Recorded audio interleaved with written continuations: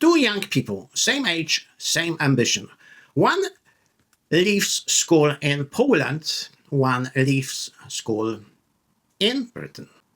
10 years on, one of them is still catching up faster. Not because they were smarter, not because they worked harder, because of what happened before they ever applied for a job. Poland has developed a stronger link between vocational education and employers than the UK. Researchers identify that as one of several important factors behind a decade-long gap in youth unemployment between the two countries. Welcome to Fix Britain. No politics, no lies, no propaganda, just logic and common sense for you. This isn't an abstract statistics. A slow start into work tends to follow people for years. Academic labor economists called it wage scarring. Early periods of young employment are commonly associated with lower earnings years afterwards. Not just months, years. It can delay saving for a deposit, delay moving out, delay the ordinary milestones of adult life, right at the point when those milestones should be beginning. That sounds reasonable in theory, until you look at what actually happens to two students side by side. According to the OECD and Eurostat labor market data, Poland's youth unemployment rate in early 2026 was around 10 to 11%. The UK's Office of National Statistics reported a figure of roughly 16.4% for March to May 2026. That gap has remained significant for years, but the important question is not just what the numbers are. The important question is why. Here is the mechanism. The European Agency for Vocational Education and Training highlights Poland's sector skills councils. They help identify the skills employers need and strengthen the link between schools and industry. Britain has similar elements.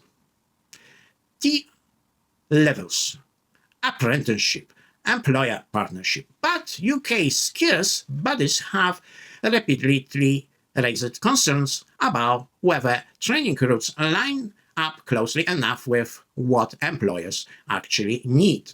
The difference isn't what one country involves employers and the other doesn't. The difference is how early and how consistently that connections happens.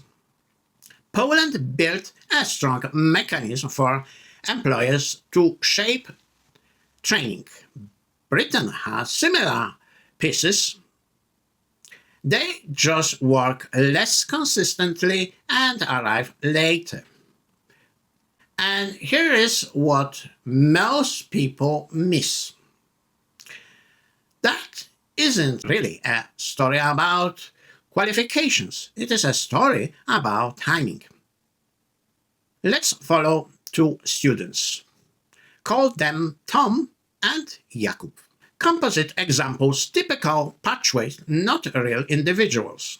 I grew up watching this exact split play out around me in Poland long before I even thought about Britain.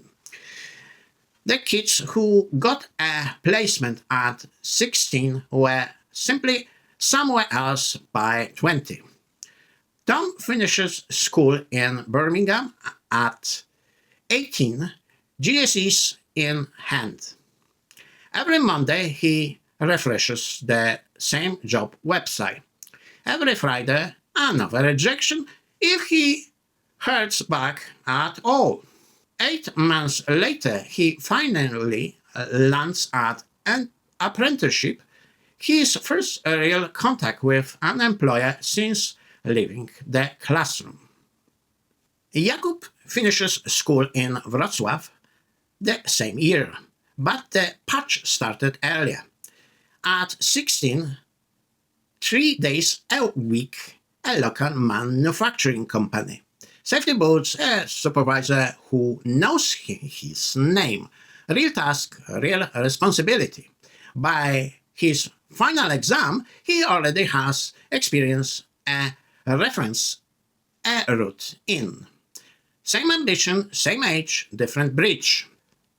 Tom isn't lazy, Jakub isn't lucky. They are standing on two different systems. So why hasn't Britain built more of this? Not because nobody's tried. The barriers appear structural, not political. The CBI and the Federation of Small Business have pointed to funding that's often short-term and fragmented, making a long-term school-employer partnership harder to build. Responsibility is split across school, colleges, local authorities, and employers' bodies. And small employers may want to train young people but lack the time or capacity to run placement at the scale biggest company can. None of this is one-person failure. It is what happens when a system grows in places rather than by design. Free shifts already working elsewhere could strengthen the bridge. First, employer-led programs shaping training before graduation, not judging candidates after. Second, more placement capacity, exactly support that helps smaller employers take part. Third, alignment between education and local labor markets so the bridge starts forming years before graduation.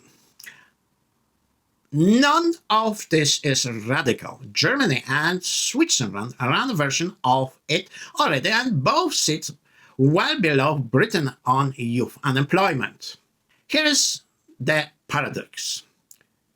OECD data shows government spending per student is subsequently higher in the UK than in Poland, and yet employers keep reporting skills shortages and difficulty finding people with the right experience.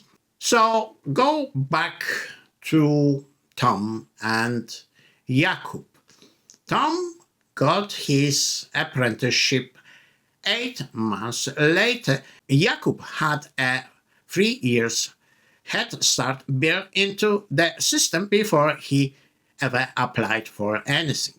That's not a personal failure. That is the gap this whole episode has been about.